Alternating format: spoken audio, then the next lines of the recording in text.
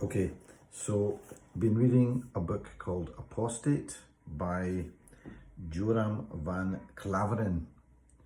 So apostate basically means somebody who renounces a particular belief, principle, or type of politics. So usually it's Ramadan at the moment, and usually during Ramadan I will tend to read something that has some kind of Islamic basis or some kind of material like that, because it's Ramadan, so I think I kind of should. So I saw this book and I thought it was quite interesting, and it's about a guy who was on the far right in Holland, member of the Dutch Parliament, and he was a representative of something called the Party for Freedom. So he basically was on the extreme right in Holland, and essentially what he did was he put forward a lot of bills about Islam, and he was a very, very vocal and fierce critic of Islam and anything to do with Islam. And he started off writing a book about Islam to basically talk about all what he felt were the negative aspects of Islam and to expose it in a way. And he did a lot of research, contacted a lot of people. He wanted to expose things that he felt were very negative about it. So treatment of women, violence, things like that. Even the apostasy laws that people talk about. But what he found was that when he read it, he realized that what he was reading and what he found when he actually researched the religion was not what he thought, and he basically changed his viewpoint on the religion once he actually looked into the religion itself, to the extent that he actually ended up becoming a Muslim himself. He took the declaration of faith and became a Muslim himself. Now, people change from various religions and other religions and do that all the time, I guess. But I was quite interested in reading this book because I suppose from my point of view, I think faith kind of goes up and down. And so even when it comes to my own sense of faith, I thought this would be a good book to read during Ramadan, and it might help me understand some areas where I have some, let's say, issues, or some areas of the faith that I find challenging or don't quite understand. And in that sense, this book was actually quite good. He goes through quite a lot of areas and things, and there's questions that he talks about, like, does God even exist? Is the God of the Quran the same as the God of the Bible? Does Islam teach people to hate disbelievers and oppress women? And also specific things.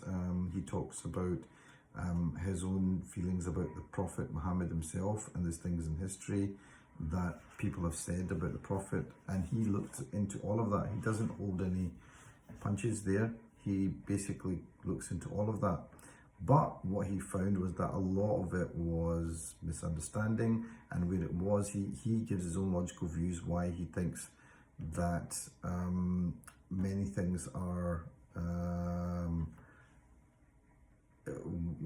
he gave his own reasons for why they reassured him in terms of Islam. So anyway, about the actual book itself, it's not a huge book, but it's a very factual book, and sometimes it felt as if you're kind of reading a textbook. For me, it was very good in that I will definitely have it around, and there are certain issues that sometimes even bother me, that I would go back to and look at. So for example, something simple like, is there a God? This is something that a lot of people either believe or don't believe. but to actually give a reasoned argument for that is not very easy. And sometimes some people would say that you can't even do that, it's a matter of faith. But he does have his own viewpoints. He's got, reasoned, systematic arguments. And when you actually read them, you think, okay, that's something in that.